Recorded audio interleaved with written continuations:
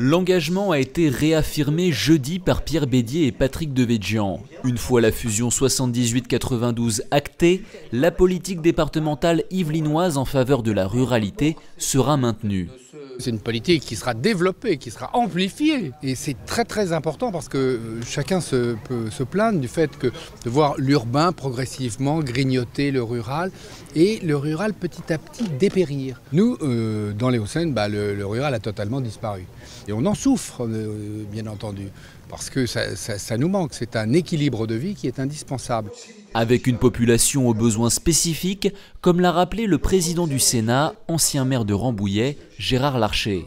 Aujourd'hui, le monde rural, c'est un monde qui a besoin de se développer dans l'harmonie, qui a besoin aujourd'hui qu'on soit attentif aux questions, bien sûr, de présence médicale, de présence numérique, mais qui a aussi besoin d'un certain nombre de politiques d'accompagnement. Et il faut le dire, il y a une très grande réussite, c'est l'agence d'ingénierie publique. L'agence départementale Ingénierie verra sa dotation doubler en 2018. Son siège sera installé à Rambouillet et une antenne sera implantée en Seine-Aval. Toujours dans l'idée de renforcer le service public départemental en milieu rural, un deuxième bus PMI sera mis en service début 2018. Un job bus sera créé sur le même modèle. Un plan d'aide au développement des maisons de santé sera adopté le 30 juin prochain par l'Assemblée départementale et l'aide à la restauration du patrimoine sera renforcée. En ce qui concerne ce dernier point, il s'agira de compenser la suppression de la réserve parlementaire.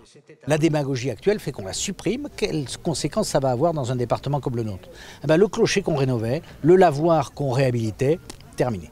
Donc la somme qui autrefois était consacrée par l'État à la préservation de ce patrimoine à travers la réserve parlementaire, eh bien nous la mettrons. Et donc nous avons même décidé de la doubler pour montrer combien nous étions attachés à la défense du patrimoine dans nos communes rurales. Selon Pierre Bédier, la ruralité sera la principale bénéficiaire de la fusion Yvelines-Hauts-de-Seine. Le futur département sera doté d'un vice-président chargé de représenter ses intérêts.